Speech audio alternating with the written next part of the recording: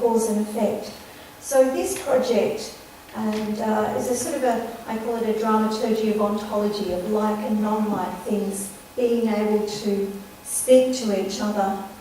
And this work led to this work, which is a 3D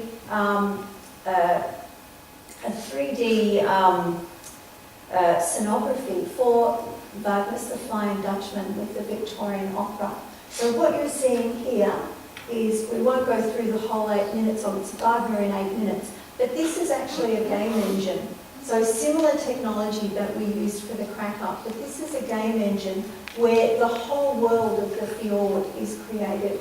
And this is, the audience is wearing stereoscopic glasses, so this is massive. And we had a terrific set with the opera singers set up. They could be up on a level right in front of the work, or they could come down this ramp and be further down. So we could never have done this if we hadn't made the crack-up over 3 years. Never have done it. We wouldn't have understood what happens when you put a huge stereoscopic image in front of someone, because it actually looks quite alien, it looks quite foreign. There's this impossible dialogue between someone who's obviously a person and fragile and vulnerable, and this imagery which is majestic, but it's not personal. And then this led us to realise that with this work we needed to be realistic, we needed to be quite conventional in our staging. And also we were actually, this was at the Palais Theatre, we were dealing with kind of 2,000 people a night who've come to see Wagner. So we were a little worried about what putting 3D glasses into this situation would do. But in actual fact, because we've done the work on the crack-up and we kind of pushed that really bizarre, out there kind of thing, this was much, much easier to put together, and we knew what to do with the pacing, we knew to keep it,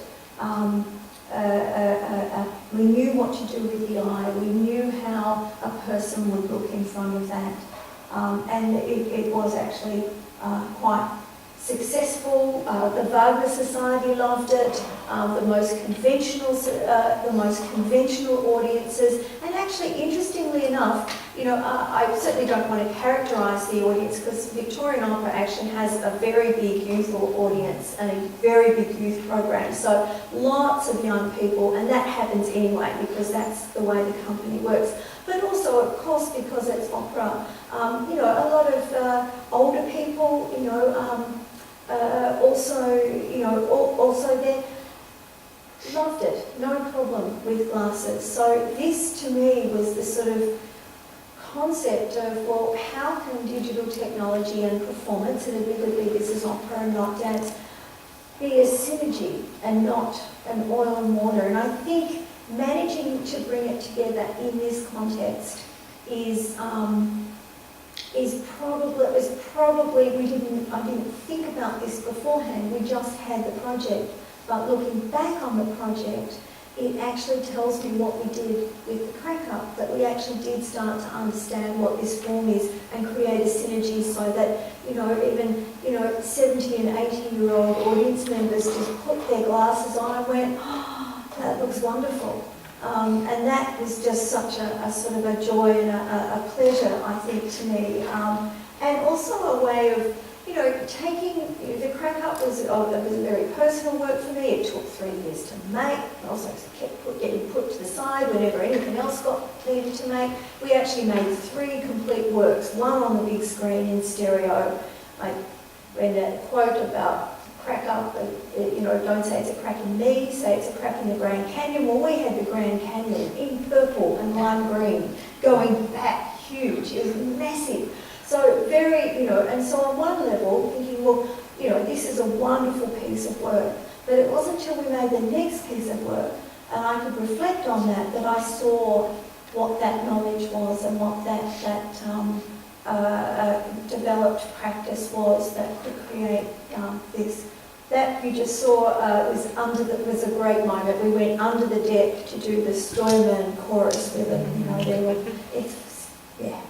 And I just have to show you, we'll finish momentarily, but I have to show you the ghost sailors. These were motion captured, and they were opera singers that were singing literally this chorus. So they came in. We thought, you know, we could probably use anybody, but not when we got these singers, because they just, it was, I can't do it, but it was the right stuff that you have to do when you sing that.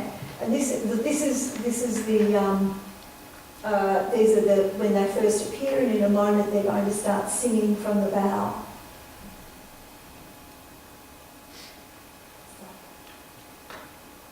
That was a funny moment. That black cloud, that was only a prototype. We would never, if any animators in the audience, we would never, that loved it. And it kind of worked, because it was kind of funky. There, I think the sailors just sung, and then the flames are going up, and